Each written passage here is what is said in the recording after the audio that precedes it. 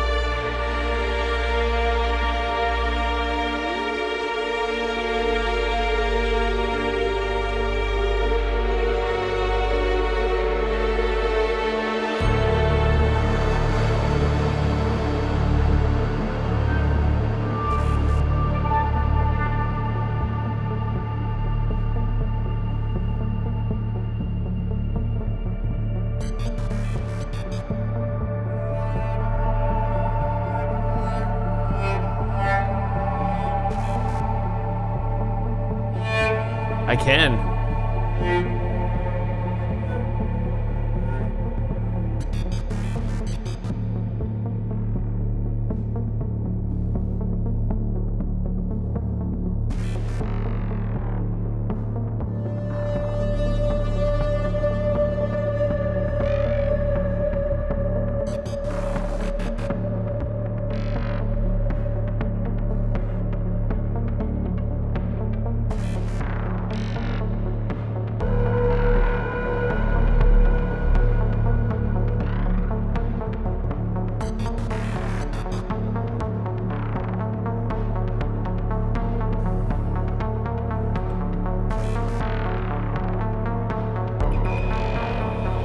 the audio on 2 channels here. Hold on, let me mute your phone. There you go.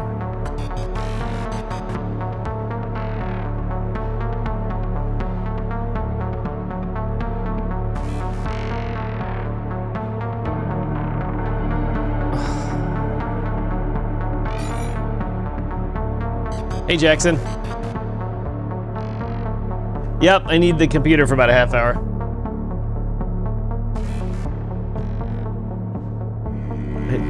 Yeah, yes.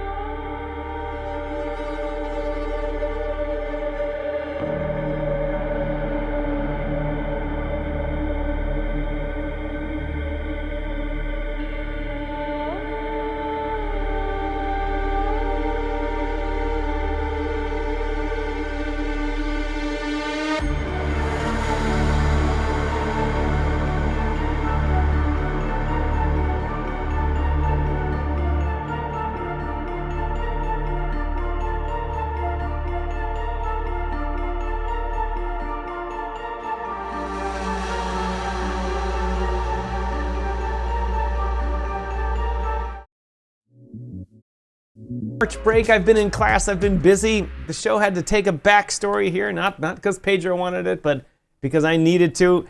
Good things happened in that time. My skills have leveled up. I took a break, got to hang out with my kids and do all kinds of great stuff with that. But Pedro and I are back at it right now. We're gonna have a different schedule coming up for the show for the next few weeks while I'm still in class, and we're gonna figure that out. But we wanted to come back on the air, do a couple of more shows to update you on all the things that have changed, like Bitcoin. It has changed.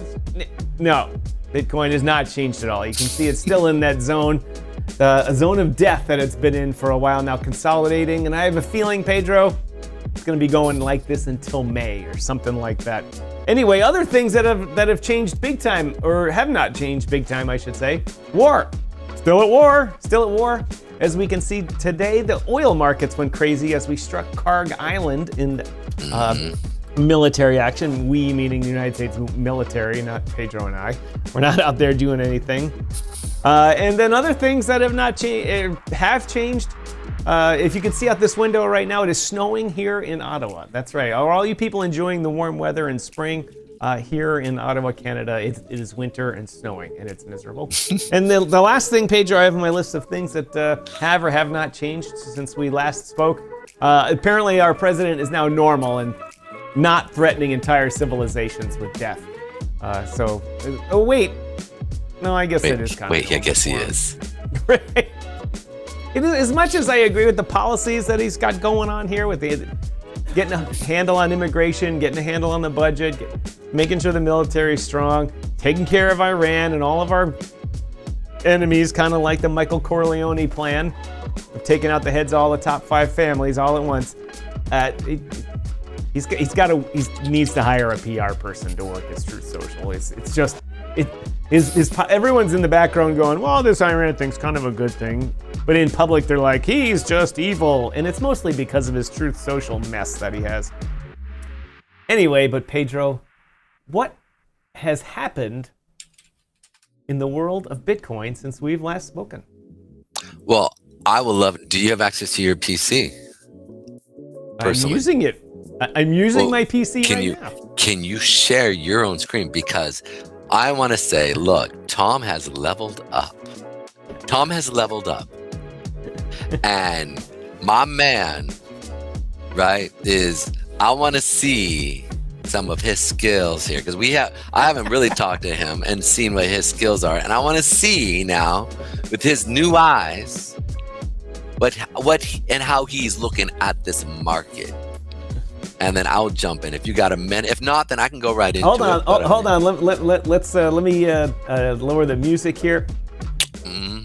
Let's go. By the way, I love it, brother. I love you, bro. You doing a great job, dog. Like other people are saying you're doing a good job, and for that person to say you're doing a good job, they do not hand out compliments. So I'm just saying, you must be doing a great job. If you're doing a good job. All right, Pedro. This is my general look at the Bitcoin market here on the daily chart. I'm gonna give you the brief Tom look at this as I've come to see. Trying not to predict. I'm not talking about what's going to happen in the next few hours here. I'm talking about what's going to happen in the next few days, because we've been talking about this zone that Bitcoin's in right here, right now. Right here, right now. It's in this zone here. As we saw that it came all the way down. I gotta switch my screen here so I can see this properly. My old man eyes are not doing this properly. We came down this zone from 95,000, 97,000, all the way down, hit a low of 59,999,999. Came up a little bit and have been traveling in this range between essentially 65,000 or so and an average of 72,000. A little higher and a little lower, but in this range. As we can see from this chart, the consolidation period is going on. Other thing, we can see the 8-period moving average is just kind of moving along with everything. This is the daily chart. The 20-period moving average is just kind of doing its thing, moving along. But the other two moving averages here, the 89 and the 100-period moving average, there's a 50 in there too, a dotted line that you can't see. These two longer-term moving averages are coming down in quite the normal fashion. At some point, they're going to meet this thing and cause a breakout here. And Pedro, what I was looking at here was I had to go all the way out, not on the weekly chart here, which you're famous for bringing up to other people's consternation, but for the sorry, that was good. But for the 14-day chart, and you could even That's the first 2 week, 2 week, yeah, the 2 week chart. All right, the 2 week chart here. And why? Just simply because to game this out and see where the 8-period moving average on the 2 week chart kind of comes down and meets price action. It does so, meets the top of price action April 23rd or so, and meets the bottom of price action May 7th.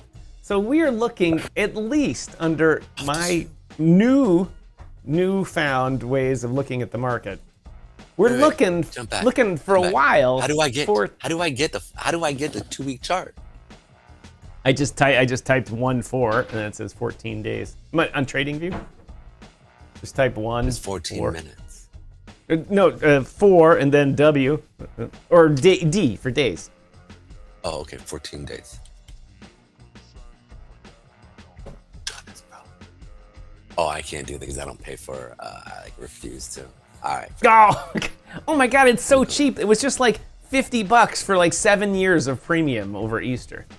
Oh really? I wasn't even paying attention, bro. I was like, it was that. I use my other stuff. I think I extended mine out to like 2027 or something like that. Oh wow! And you only paid $20 a month? No, I think it was like I think I paid $200 for. I think I'm up to 18 months now or something. It was some ridiculous sale. It was so ridiculous. I just wasn't paying attention. I wasn't much because we use other stuff. Anyway, ladies and gentlemen, Bitcoin here. This is the 2 week chart, 14-day. You can see that it's going to take a while for this 8-period moving average to kind of come down, pending other fundamental factors here. But if the consolidation keeps happening in this range here, The moving average will hit the high end of its trading zone in 2 weeks, and then hit the bottom end of its trading zone if it doesn't break out before then in 3.5 to 4 weeks. So could be still a long time for Bitcoin to consolidate here, pending other things, as they say, pending Michael Saylor going bankrupt, pending the U.S. government just buying more, pending war ending, pending another war starting. There's all kinds of reasons. But that's the general idea that I've been putting together for the long term of Bitcoin. Pedro, if you want to take back the screen here to talk about the shorter term effects. I really like what you're doing there. Wow, I never thought about the 2 week. Of course, that makes complete sense. What I did is, Pedro, is I followed what I'd been learning and kept going out. Consolidated down, yes. Until there were fewer basing candles. And frankly, I could have taken that out another 2 weeks or so, but the chart just looked so ugly that it wouldn't look good on TV. The monthly chart actually gets closer to it. Let's go to 1 month. Yeah, because of the 50 period moving average. But the thing is what's beautiful is like you can sit there and see on the 2 week, the 8 and the 20 cross coming with the 50 coming down, which holding the resistance. And you can see it's playing almost exactly like it. So yeah, absolutely. I mean, I love, if you could zoom in on that, because that is such a big deal. I feel like I never even thought about looking at the 2 week. And yeah, so up here, the Pedro was talking about is the 8 period and 20 period crossover, and the lines are staying pretty far apart. They're not coming back together at this point. The 8 period, let's see if I can actually point to it. You can't really see it, but right here, the 50 period and the 8 period crossover. So that's further confirmation about it. And it won't be long before the 8 crosses the 89, which would be even more confirmation. Well, it may not do that. I thought that was coming up there, but you could point out, just look at the volume though. Yeah, let me get a little bit more historical volume here. So the volume has come back in Bitcoin here. You can see for a few months it sucked. This is March of last year, and then as the year came about, and then this March here in April, volume is back to kind of historical trading levels, I guess you would say.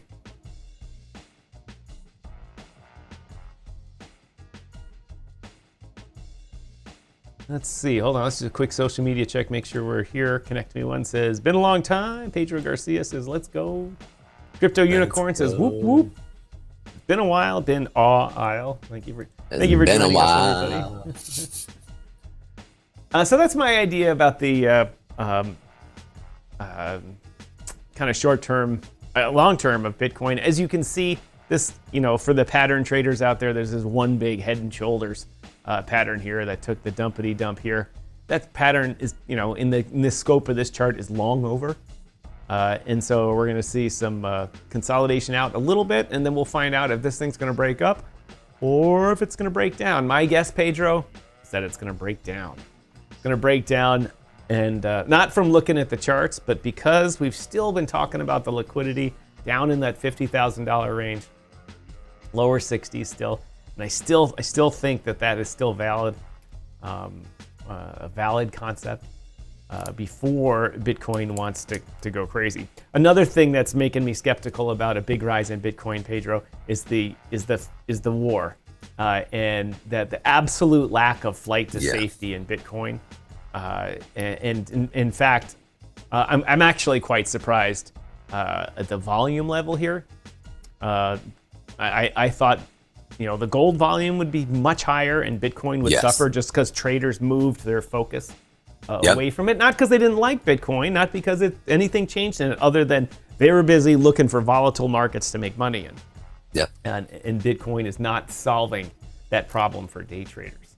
I shouldn't say that, but providing that opportunity. For investors, not for day traders, for investors. For short-term investors. Yeah. Because here's the key, right? Is that they don't, if anything, during tumultuous times, right? They want to see a stability that comes into the market. What's most important as you're looking at this is that as we start to progress, right? And I think what's kind of beautiful, but it's a bit of annoying to me, is that you're seeing BTC act as a way for, they're not necessarily running into it for safety, but really kind of like a long-term play though. Like they're like, the market makers are keeping us in a range here, right? And when you look at BTC, what happened, brother? Again. It's all right. It did that thing where I hit one button and it gives me the results of another one. Sounds like fun. Sounds like a man with his wife. he's thinking, oh, if I do this, or she gonna love this. And then all of a sudden she's like, why would you think I would love that? That is the most stupidest thing you could have ever done. He's like, wait, what? Pedro, I actually just spent 3 weeks away from the missus. Is that hard for you? I know you like it. It was, but fortunately I came back bearing flowers and everything was fine. Good. This man bearing flowers. You and that romantic, silly stuff. Connect Me One says, good to see Pedro still making up words. Yes, I caught on the tumultuous, whatever. Tumultuous? There you go. That's the word. An even better try at it. How do you say it? Tumultuous. Tumultuous. Nope. No trees. Tumultuous. Tumultuous. Nope. No trees. No trees and tumultuous. Say it one more time. Tumultuous. To mulch. Mulch. You, us. Tumultuous. For whatever reason, my mouth can't pick that up right now. Doesn't. So it's just not. It's like I'm in the middle of so it's springtime and I am, I do that fast for about a month and, get my body all reviving with the world and everything like that. And so right now my brain, I just got done with a almost 4-day dry fast, which means no water, no food. And then now I'm just only drinking water, and just to make sure I get enough nutrients, I'm doing spirulina and methane brew in the morning. I realize we haven't spoken in a while, but I'm going to give you some life advice here. There is no proper science on the planet that says 4 days without water is a good thing. No. If you have enough fat, it's actually just not that big of a deal. Being honest. Once again, Tom is proven wrong. Forgot my friend here is a camel. That's plenty of storage. I mean, because you have an extra hydrogen that comes from the fat, and then the oxygen that comes in has an extra hydrogen, dude, and then your body goes. Just go get the generic GLPT shots or whatever they are now. But there's more to it. Have you seen the articles, the food articles talking about? Yeah. No, I mean talking about how the potato farmers and a bunch of other farmers have massive inventories because so many people, and this was a story in the United Kingdom, so many people in the UK are on these things that they're actually not ordering French fries at restaurants or at fast food places. And there's a glut of certain types of foods. And I'm thinking my commodities trading brain, I'm like, that's an interesting story. Yes. Yeah, time to short that. Short potatoes. Why? Because people aren't ordering fast foods and French fries and that type of stuff. Very interesting. I think I saved a link to the article somewhere.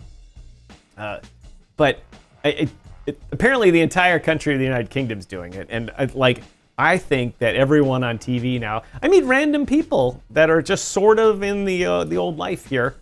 And they're like, oh, they mentioned doing that, and you wouldn't even consider them fat. You're like, what?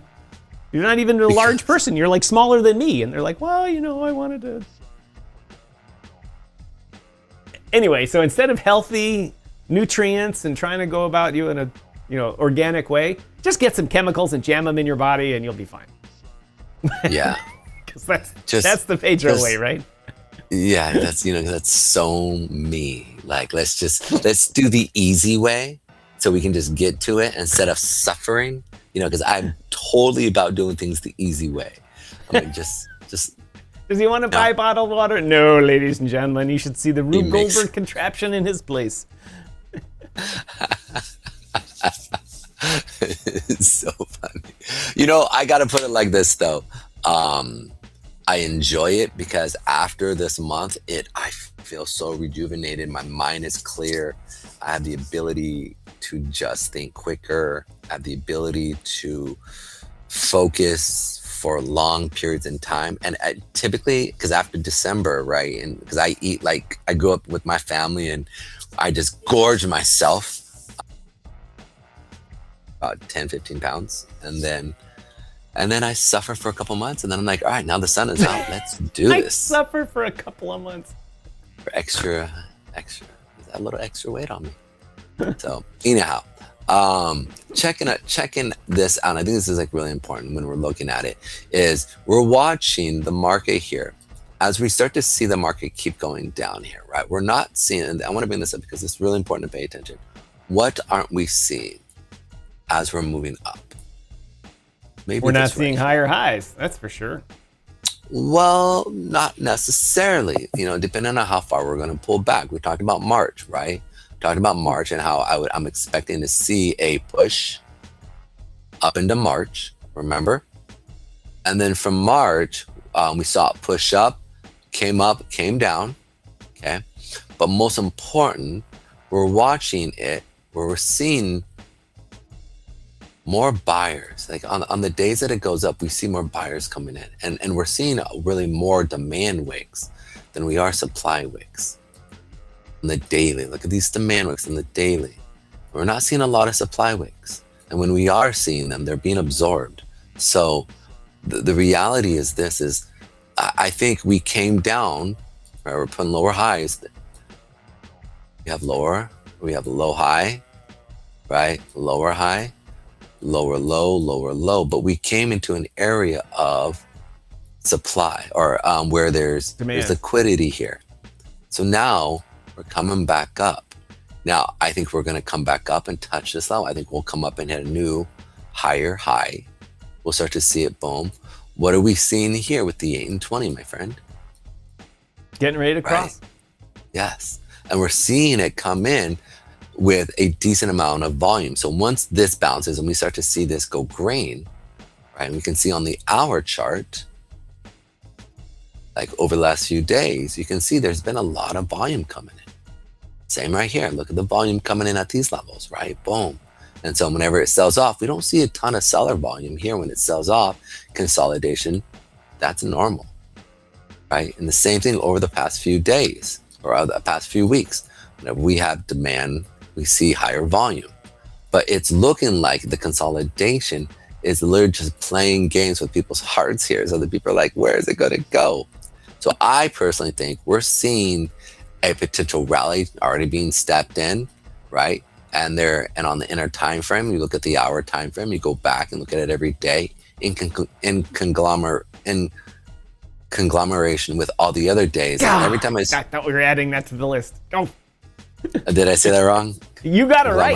You got it right. I feel like Pedro and his inconsistencies. But you know what we need to do? We need to honestly start a freaking merch store. I knew you were going to say that. I'm like, we do. And here's the thing. I want a super comfortable hoodie for our viewers when they go to the gym. And my hope is that they're going to try to get literally, picked on when somebody's sitting there. Is like, I want them to be looking at a girl and the girl like videotape them.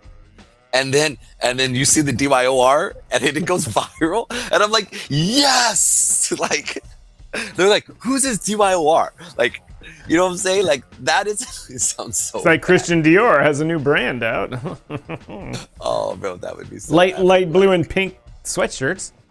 Oh, dude, I tell you, bro, we could have dark blue, dark red, like blood red, with just like silliness, whatever Pedro phrase you want, you can actually get it. Now, obviously, it's gonna fade away. You know how those things, like, they'll be cheap, but with a good hoodie, right? And then have like right here up in the upper right, a QR code that somebody could zoom in on, right? Like take a picture and zoom in on and say, where is that? And all of a sudden it leads to us. And they're like, who are these guys?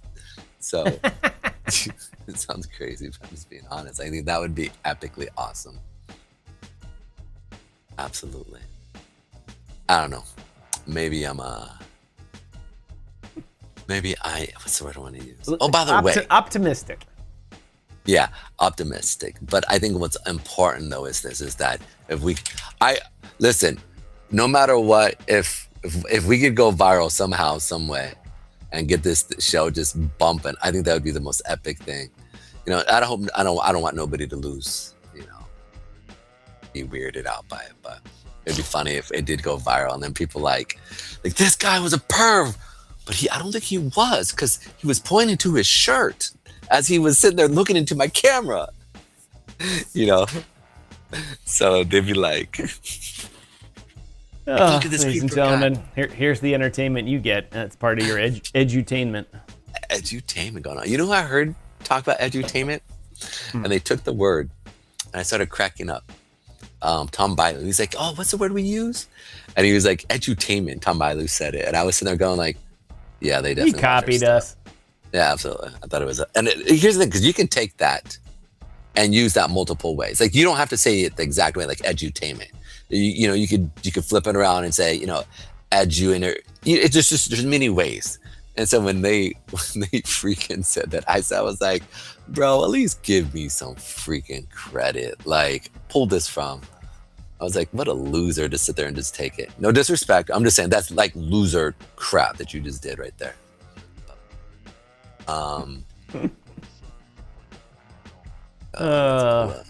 So let's pull up a couple things I think it was really interesting here.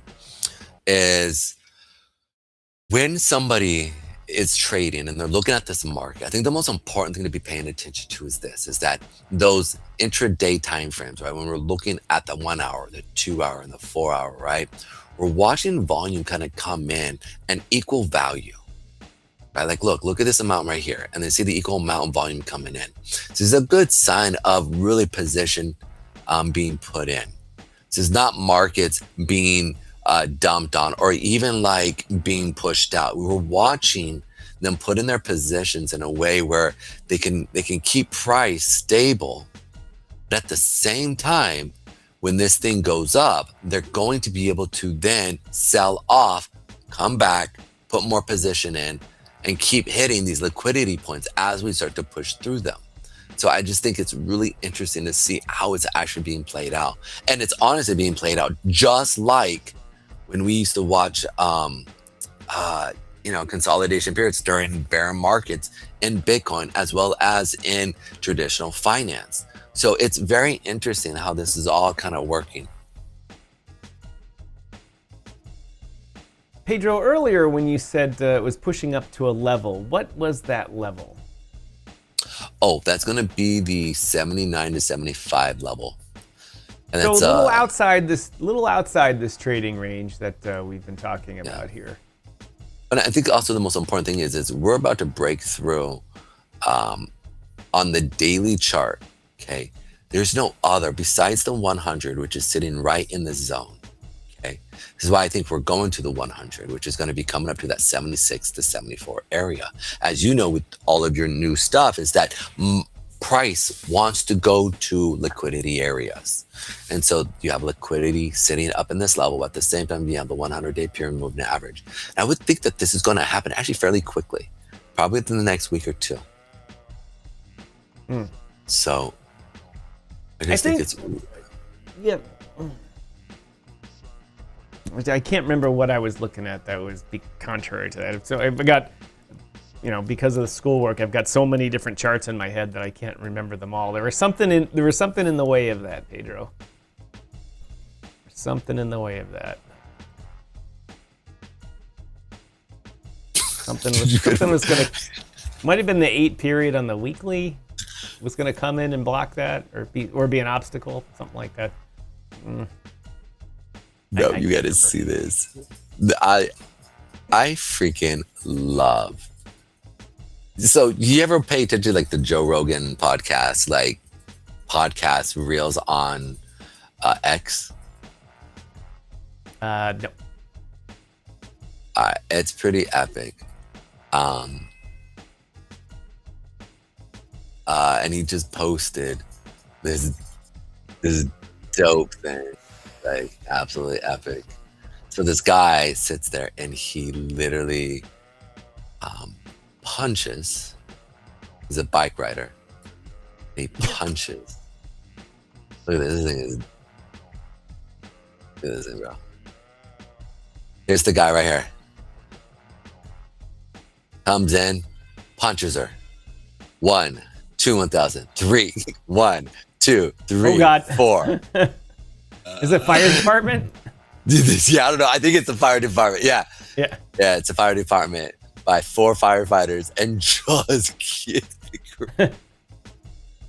Oh man, That's actually quite the problem in Chicago, downtown I'm sorry. Chicago. Say that again. Chicago, really? They're just punching people like that? Yeah, kind of like, well, without ruining all the algorithms. Well, who cares? But a big part of the kind of crazy African American whack job group. Yeah, the ones who actually have no respect. I get it. No, the ones that have mental health issues are running around punching women in the face, and breaking jaws, breaking eye sockets, and not caring if they get arrested. And they're like, yeah, woo! And like women's lives have been changed because of this. It's a big problem. And what happens is they get arrested, and the judge, because of Chicago's or the state of Illinois, their no bail system and no responsibility system now. They just release them right away. One guy did it twice in one day after being arrested. And our governor, J.B. Pritzker, is just like, well, Trump this, Trump that. And we're like, we're not talking about Trump. We're talking about the law you passed is allowing these people to do this and to maim women and then go back out on the street and do it again the same day. I heard the comment from the back here. It was not good. But anyways, it's a huge problem, and that thing, it's not limited to Chicago either. Hard. It's just like, why? Why cause hurt? Like, I understand you're one hurting. lady was in an intersection, like walking with her daughter, and dude comes up from around the side and just smacks her right in the eye as hard as he can. And he was a young strapping man. And first of all, she gets hit in the face, but she goes down backwards on the pavement, hits the back of her head on it, and now she's not right at all in her head because her brain got scrambled doing that. What? So she had a TV. Dude, these guys, and they're just getting out of jail as if it's Literally, like... one guy's got there's a Twitter account that tracks these guys. And one guy is on like victim number 14. Like people want to string up the judges and go find this guy and put him out of his misery. Yeah, the police are like, there's nothing we can do. We can arrest him again, but he'll be out. This is when like Batman starts to come around. This is where you literally get vigilantes that start to come in and go, okay, if you're not gonna do something, I'm going to do something. Like, that's the thing. And then you start to get it gets bad, because we've seen this times. We saw this in the 1930s and 40s, right? With the mobsters. People say, Al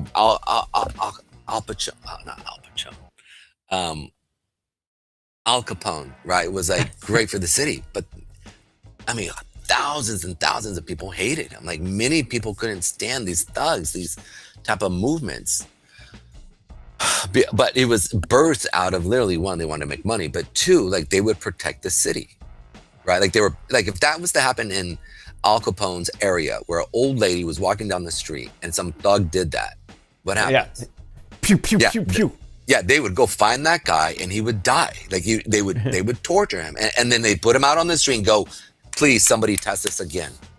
That's how gangs get started. That's how, like, and I'm talking like the organized gangs, like, and they're setting up for worse and worse, man. It's awful.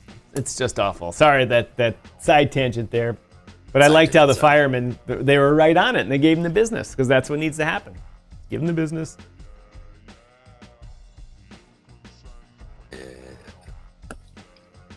Let's go ahead and go back into a couple of the Bitcoin stuff. So let's talk about Ethereum, because we were talking about Ethereum being the stronger out of the two here for Bitcoin. And so you can see here that we've been watching Ethereum starting to break through. And so that liquidity area here that I was talking about, which is similar to what we're seeing with Bitcoin, is it came up and hit this area, but you can see how we're starting to see it kind of weaken here. So this is where I'm starting to kind of pull back on my initial view of what this might be, of a potential a higher play here. It all depends on over the next week. If we start to see more seller volume step in, I'm going to be more apt to say this is going to go down than up. But I'm still more bullish on Ethereum than I am right now with BTC. So this is kind of a wait and see situation. See what's going to happen as it starts to progress. Give me 1 second here.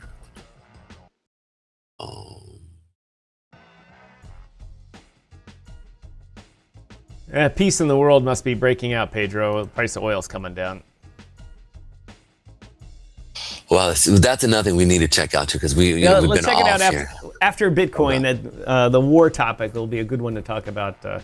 About oil. But however, when I started this show, we were talking 117, looking at 120. All of a sudden now we're looking at 110. So maybe peace is breaking out.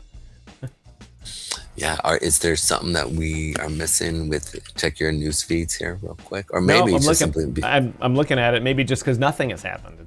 People are like, all right, got to take profits. No, it is that time of the day to take profits. It is. It's too. And a quick question with all your skill sets that you're learning, have you been looking at have you been using your old CME experiences to see certain things? Like, are you correlating the two? Not yet. Well, as my concept of how the order book works, and from holding that, because that's just kind of, it goes along kind of the same with what I'm learning, right. And momentum. And feeling that, getting the idea of what's going on with momentum, because in the old days you physically could tell the momentum was going on. You could hear it. People's phones would ring in, people's voices. You could see more people moving about.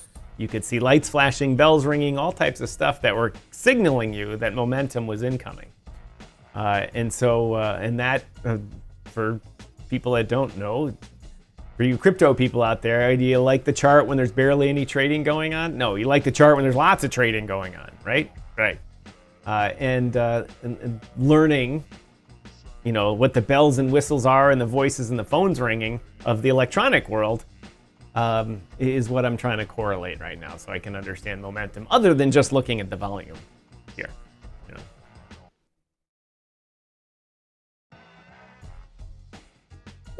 Pretty much.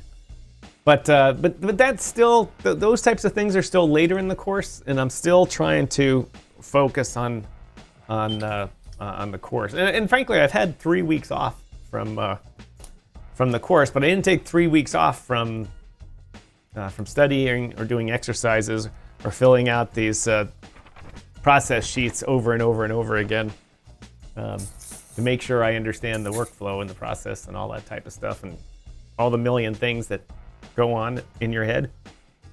Yeah. So that's there's a lot to learn.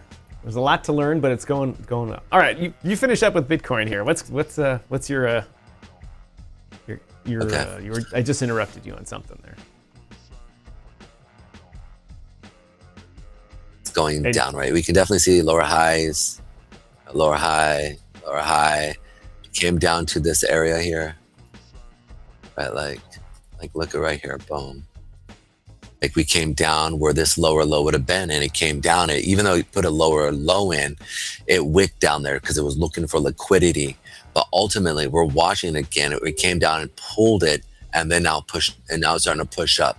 So for me, I'm looking at this going like it's come down, tapping off of that 8-period moving average. Once we see that crossover come, to me, now I think it's going to be a slow push, right? Boom, because we're seeing the crossover happen with price above it. But the key point is that we'll see just start to really kind of play off of that 8-period moving average as we start to come up into this area of liquidity, which is sitting right here. So for me, it's a smart thing to be paying attention to, because we're going to have another reaction off of this. That's where this, you know. So that's what I'm looking for. Is I want to see it push up, come down, push up, come down, something like this, boom. And then once they pull the liquidity here, they'll see it, and then it will come down again, right? It might come back down to this low, or typically come down to this area right here that we're creating with the initial bounce off the 8-period moving average. So again, this is all just predicated on what I'm seeing right now over the longer period.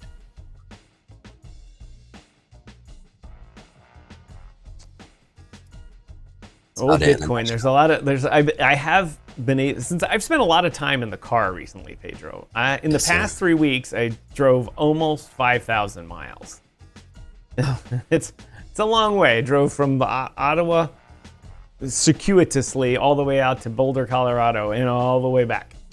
And that's a lot of driving and lots of little mini things, mini trips in there. That means lots of time listening to YouTube podcasts, listening to other people in the trading and crypto space and that type of stuff. And I got to tell you, the moaning and complaining about Bitcoin, but the moon boy effect still works. It's like a virus that won't go away, Pedro. It's like, and maybe it's because it's the only thing that works in the clickbait world, that they have to put crazy clickbait headlines. In fact, one guy, a piano guy on Rumble, who has a great show, has a little different way of doing things because he's a piano player, and so he kind of sits at his piano and talks about crypto. Very interesting. But he went through a whole 2-week period where he just made up stupid headlines that had nothing to do with the show or what he wanted to talk about. Like Bitcoin to 1 million, Bitcoin to 0, Trump resigning, all kinds of stuff that were just guaranteed clickbait. And he said some of them worked. He got a lot more viewers on some. He said, but other ones, it didn't really work at all. He said, so his general concept was that the clickbait didn't work. And he said, so why are all these people in our space out there saying Bitcoin's going to 250 in a week or 2 weeks, and actually it's worse with XRP. Maybe we can talk about XRP in a little bit too. He said it's worse with XRP. He said those headlines, people are saying any day now it's going to 5. Any little bit of news out of Ripple, and they're like, XRP is going to 20. And it doesn't. It keeps getting less expensive. The price goes down, stuff like that. And I went on this long diatribe talking about this because it seems to be happening with Bitcoin. Is that no matter how much everyone is excited about it, it's still trading in this zone, waiting for the 8-period moving average to come down and hit it sometime at the end of the month. It's like you can't get away from it. Moon boys, I don't even have the right adjective. Moon boys, be gone. And moon girls. There's plenty of moon girls out there too.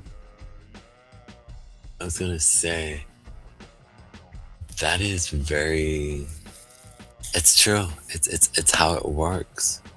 It's kind of crazy. Welcome everyone. Please like, comment, share, follow, repost. Just do it. We haven't been around here in a long time. We require your interaction. In fact, we demand it. That's right. We demand it? I don't know how that's going to go, but hey. That's not going to go very well at all. No, I can tell you that. It's not going to go well. It's all good. It is all good. I'm just seeing a lot of stuff here that I think what's really cool is like when you look at what's actually happening with a lot of the altcoins, like the top altcoins, you're seeing something very similar. Like look at BNB. That was Beam. BNB was really interesting because it's still holding. You can see here on the weekly, look at all the demand wicks that we're seeing come in. Yeah, we're seeing supply wicks, but they're being absorbed. And so like, I'm watching this going like, you know, a lot of these sold off half of what we're seeing. Oh, that's why. You can see here, like this is huge, right? Like look at, and this is literally a month. These are months of just people establishing orders as we're seeing it come down. So remember the peak was 1300. It's literally, I mean, BNB itself went from 1300 all the way to 600. It's already killed half of its value here. If not, I think the furthest it got was 561. And so I'm looking at just going like, that just makes sense to pick up some BNB, right? Like, I know that a lot of people are still wealthy. You know, they actually live off of the money that comes in from BNB. I mean, what's his name? Caesar. He probably received, I mean, hundreds of millions of dollars. You know, I'm pretty sure he's probably worth about $200-300 million in BNB. You know, and he stakes that. He's probably bringing in $4 or $5 million a year just off his BNB staking. I mean, it's kind of crazy. It's a beautiful thing. Absolutely. But no, you can't do that with stable coins, but you can do it with BNB. I just think it's so interesting is that they're fighting again like that.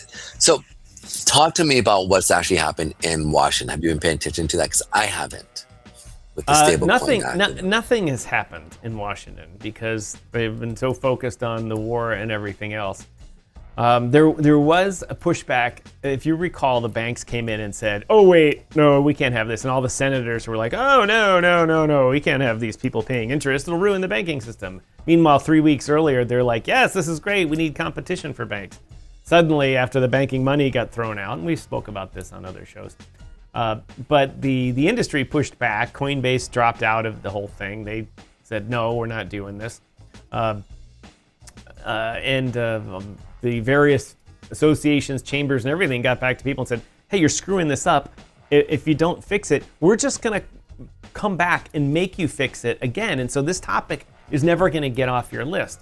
And that's one of the things that in Washington, D.C. is very senators and House of Representatives love to do. Once they spend all this time working on something and the bill's out, they like to get rid of it and move on because they got other things to do. They don't want the same people coming back to them and say, hey, you got to fix this. You know what? You created a disaster over here. And now we're coming back. And so there's been some pushback on it. But frankly, Mr. Trump was optimistic about everything being copacetic by this time in the year, and turns out it's not. I'm just going to do this little quick Clarity Act status.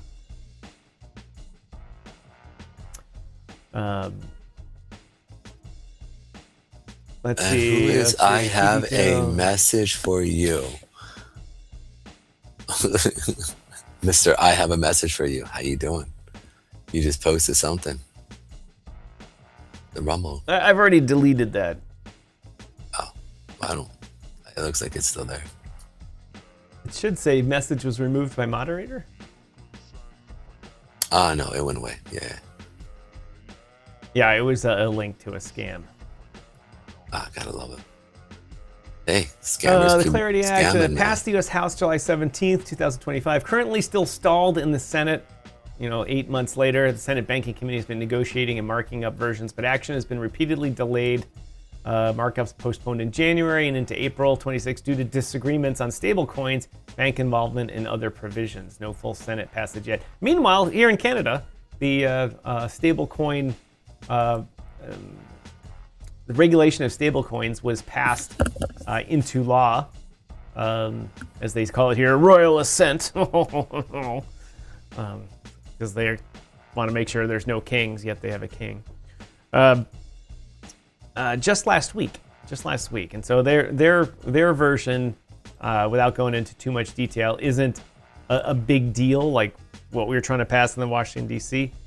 It's more of a let's just make sure what goes on in Canada is stable, and the companies that operate here legally aren't going to rip people off. And it doesn't really address how you make money with stablecoins, but they want to make sure that the companies are if they're going to be offering things based on the Canadian dollar or have a significant corporate presence based on U.S.-based stablecoins, is that the company regulating or the company operating the stablecoins thing, it has a legal presence in Canada, that type of stuff. So if you're going to have like Tether will have to have a Canadian legal presence. Doesn't mean they have to have a specific stablecoin for Canada.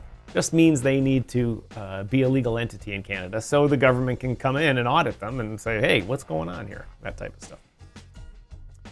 But I would be willing to bet there will be future revisions to it in the future. But not anytime soon. They just want to get that off their plate and move to the next thing. And they're going to do that. And really, the market here isn't so big. Everyone uses USDC and USDT anyway. It's not like people are clamoring for a Canadian dollar-backed stablecoin. But the good news is that the Canadians have lots of debt. That means they have lots of bonds out there that need people to buy them. So I wouldn't be surprised if there's a Canadian sovereign debt-backed stablecoin coming out sooner rather than later. Yeah, and is that going to be more like a CBDC stablecoin? No, they have no. There's no CBDC. Even the Bank of Canada here said there's no appetite for it. Not only they said there's no appetite for it. We've not been directed to do that by the government, and they came out and said it would cost too much to convert everybody off of Visa and MasterCard and all the others. So they have Canada has a great payment system called Interact. You don't need PayPal and other types of things. It's like Zelle for everybody, but it's officially backed by all the banks and it's safe.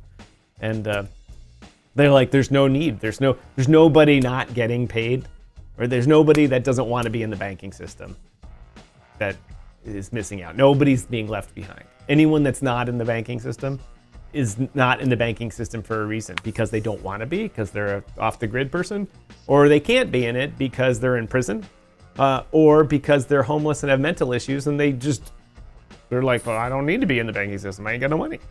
And they actually found that a lot of homeless people do in fact have bank accounts. They just have no money to put in them.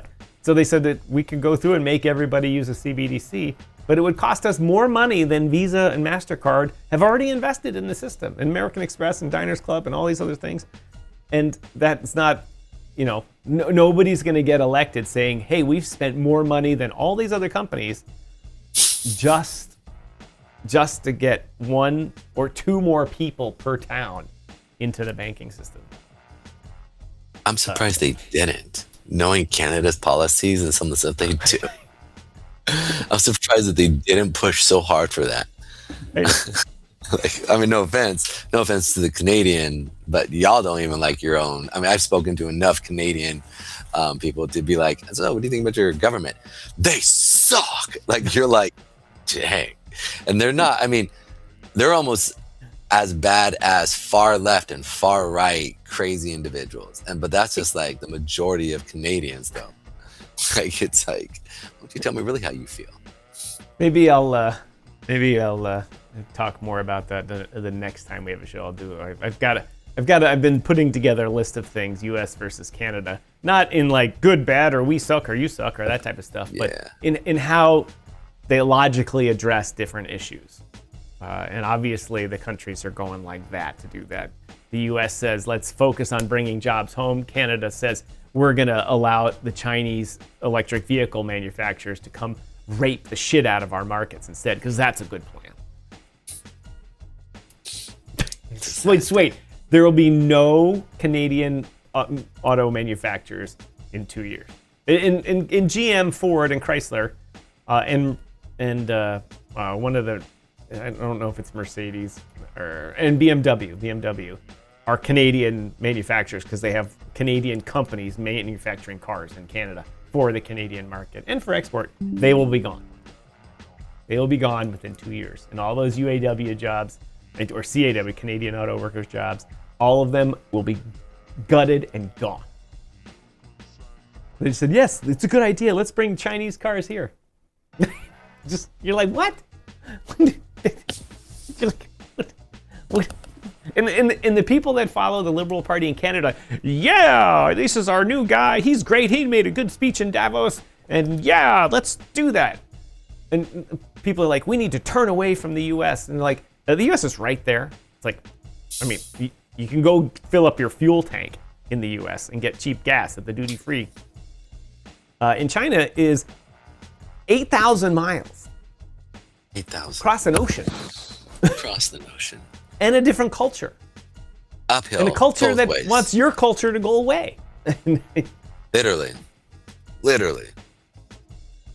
It's the people here are so they're like 60% of the population who is the minority is like, this is crazy. It's absolutely batshit crazy.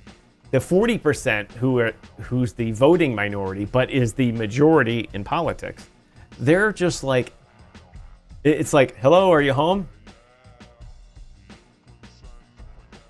Yes, good. China, U.S. bad. It's really weird. It's really weird, Pedro. It's really weird. And the media here goes along with it. They're like, yes, this is good.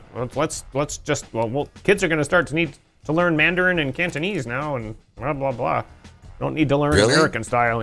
Yeah, literally, one of they had it on the news thing, like saying, what? Why would we want to do that? I mean, y'all speak already French, so I mean.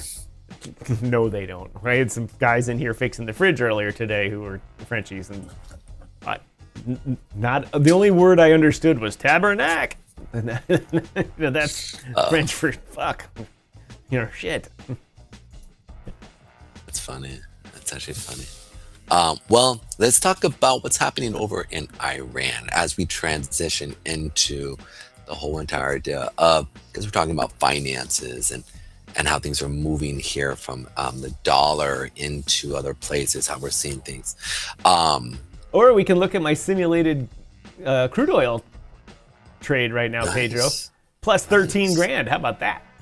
Good job, bro. Nice. There you go. That's what you get when you have an unlimited sim budget and you hit the wrong button. I wanted to go short 1, and for some reason I went short 10. And then, it's just the trading view simulator.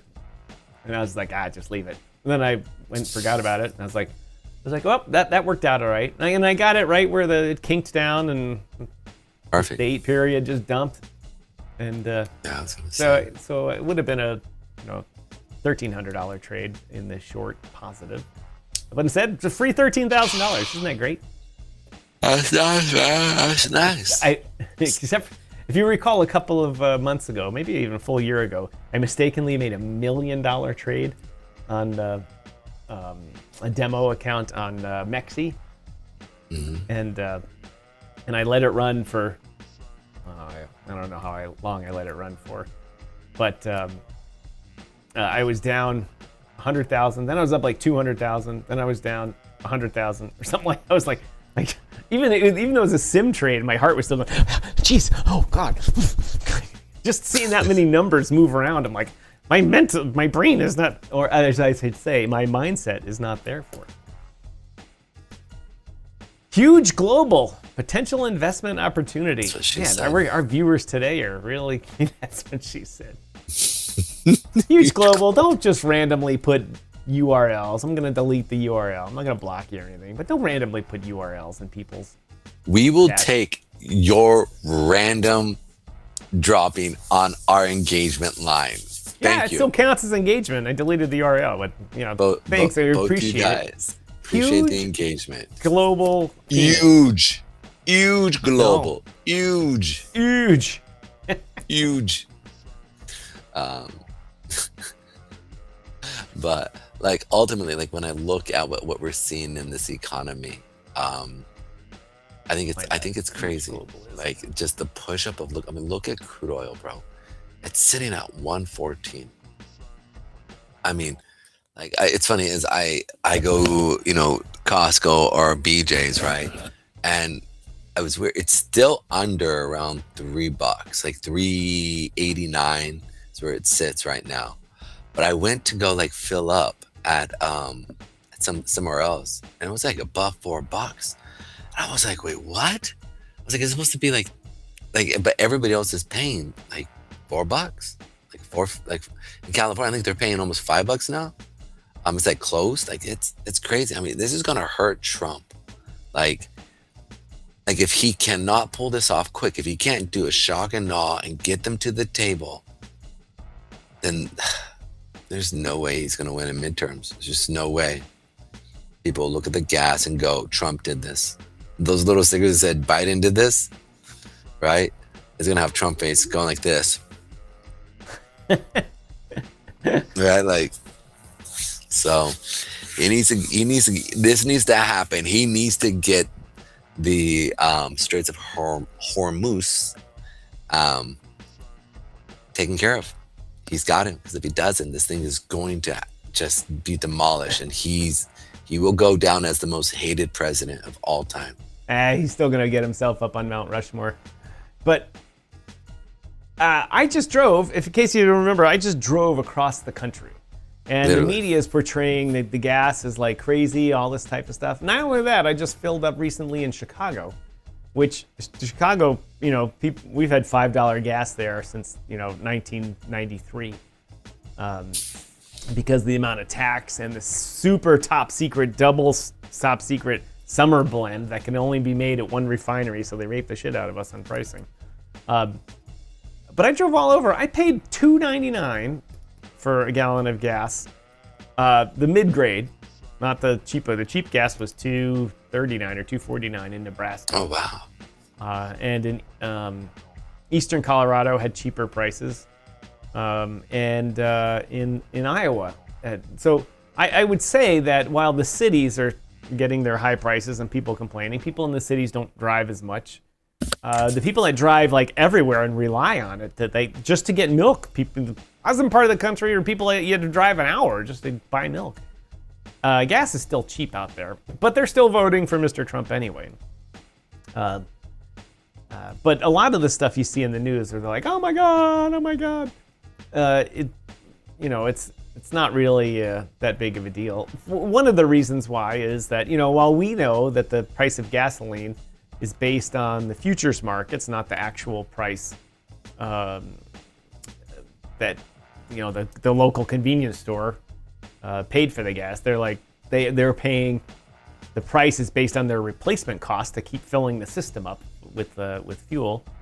But still, there's a large supply in the middle of the country of lots of gas, and so people weren't as quick to raise prices out there as they were in the cities, where they may have just a day supply of fuel, and they're the whole system is replacing fuel all the time.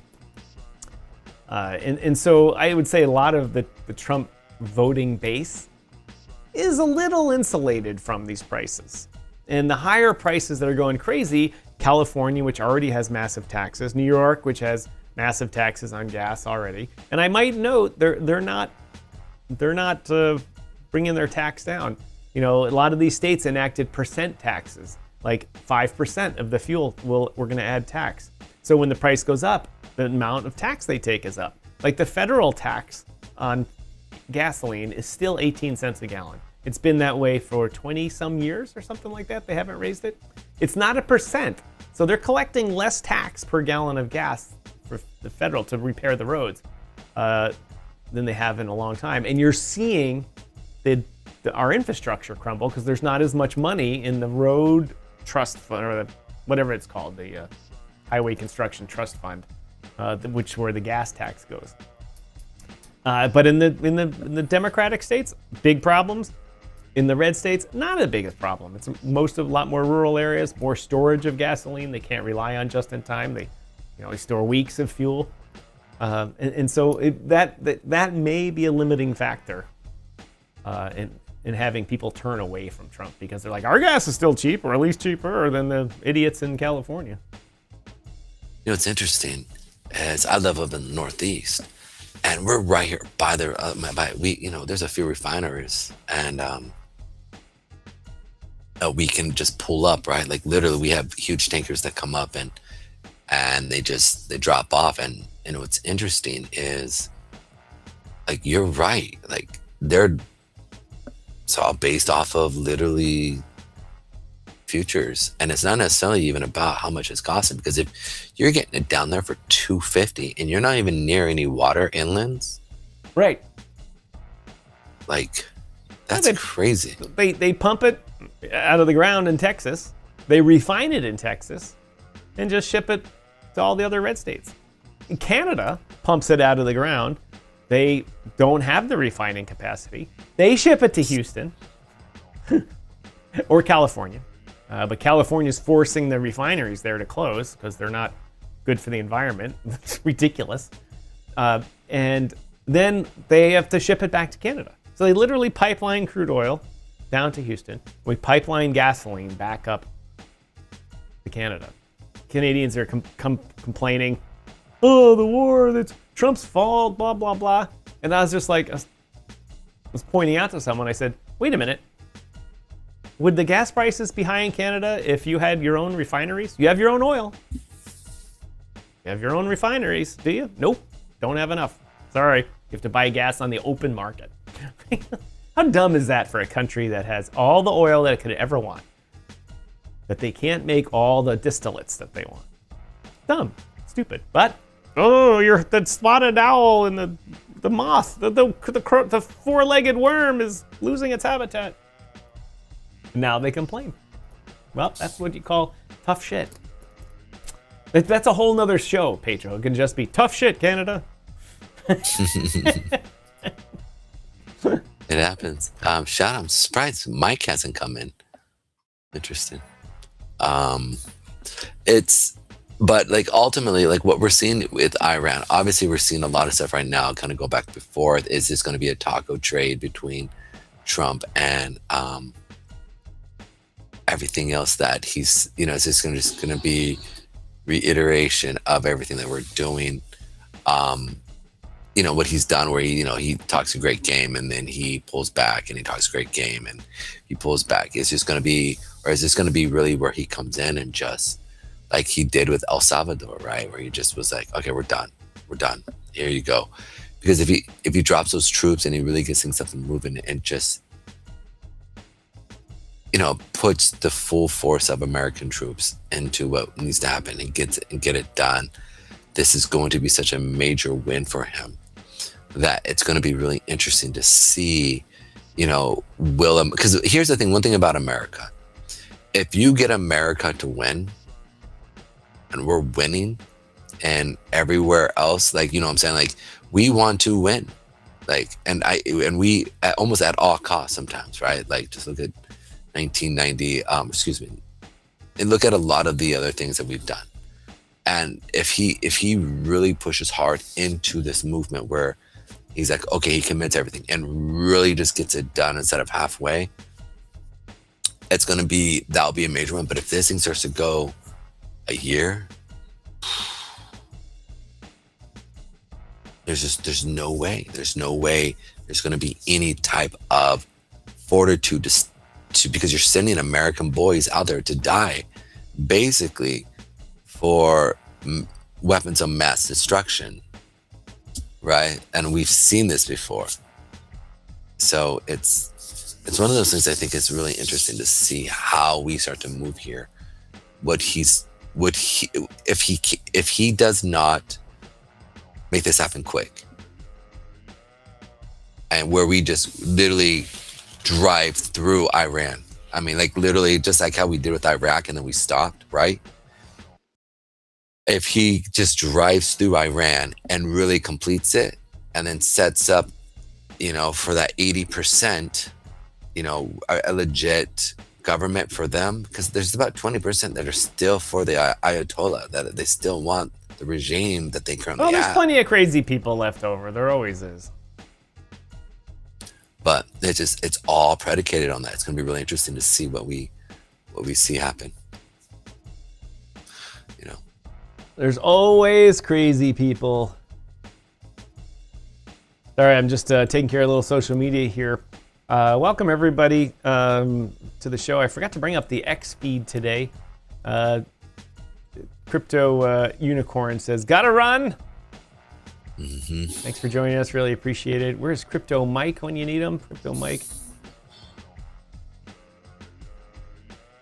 All 1 second here. I'm trying to bring up the X feed, but it's not working. I don't think the X feed actually worked today.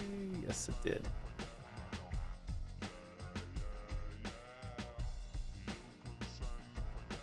Oh well, not gonna worry about that anymore. But now I got to tell you, Pedro, there's a retracement going on in oil. My $13,000 trade just went to $24,000. Now it's retraced back to $19,000. This market can't even make a god darn $25,000 in a clip. I know. Well, all I gotta say is it's the first half hour of the hour.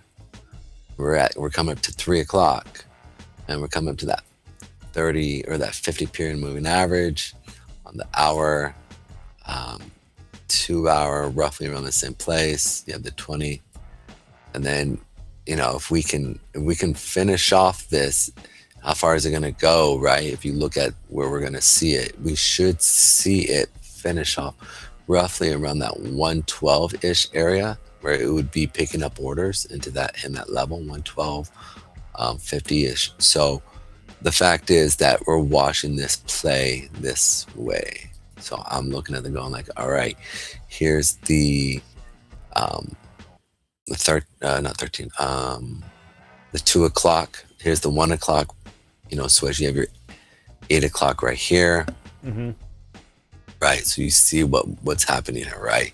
So for you, if you're in that trade, just be looking to see how far, where are the orders? And that's around that, that 12 or 112.50-ish area. And so, but again, you have the 88 area where you have that 50 period moving average on the daily, or excuse me, on the hourly, that to be paying attention to. Big retracement for oil, but very, very much needed. Last thing we want is many weeks of over $100 oil. So I'd like to see it. I just closed that simulated trade down. I'm making sure everyone understands that was a simulated trade. I would never put up. I can't even. I would like to. Wait, hold on. Maybe not yet. Just not yet. Right.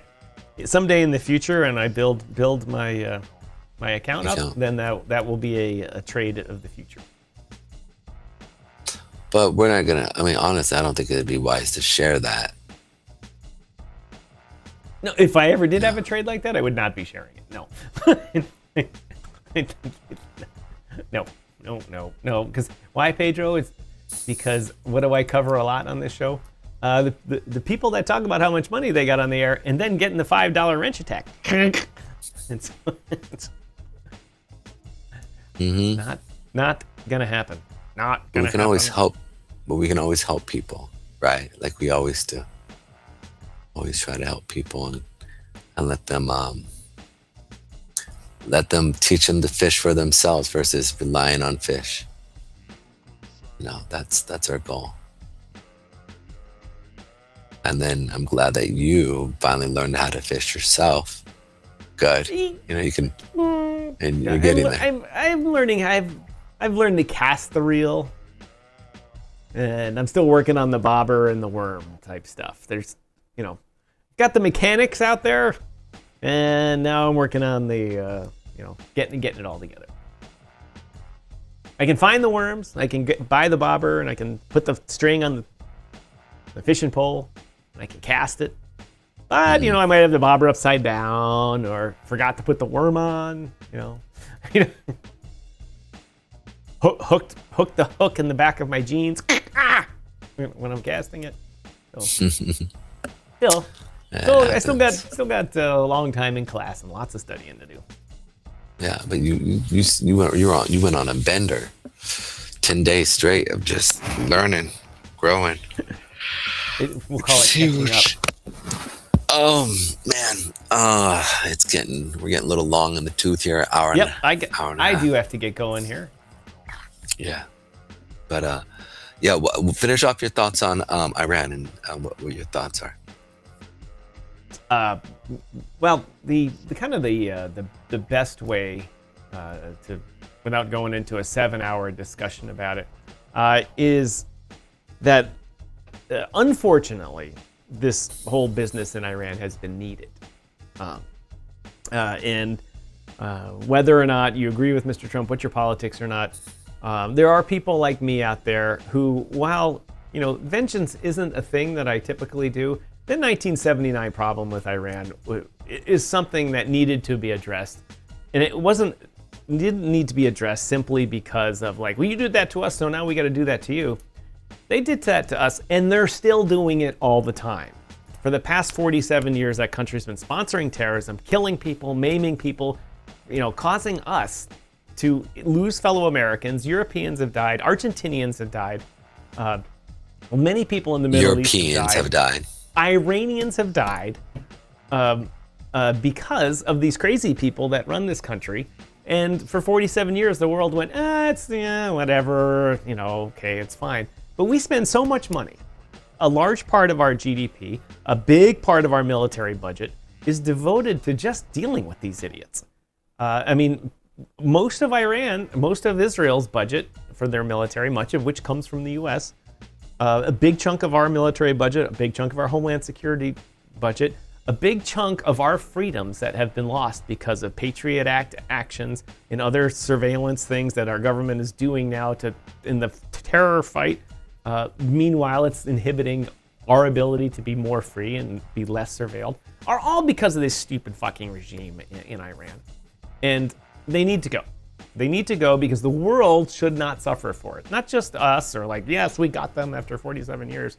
It's a continuing problem, and it's lowering the quality of life for everybody. And it's a group of about 50 people that actually control them. And we have to stop it before another generation gets brought up with these crazy things in their heads.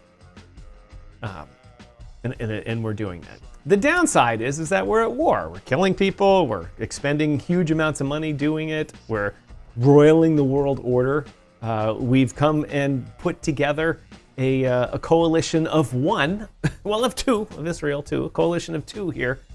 And the problem is that all the world's oil goes through the Strait of Hormuz. Not all the world's oil, a big chunk of it, 20%, whatever it is.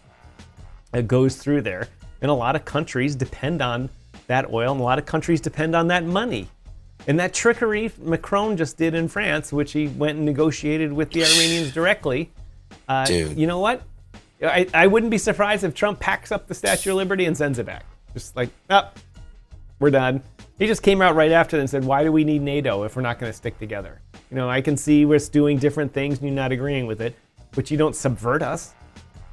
And Europe made a good point. They're like, well, we came to your rescue in Afghanistan. We all sent troops. We died.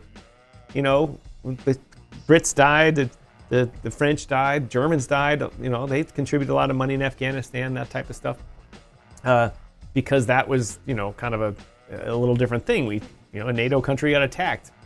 Here, we're giving the business to somebody and everyone's like, did we need to do that? And including the idiot in Spain who said, no, American planes can't even fly over our country or use our bases and all that type of stuff.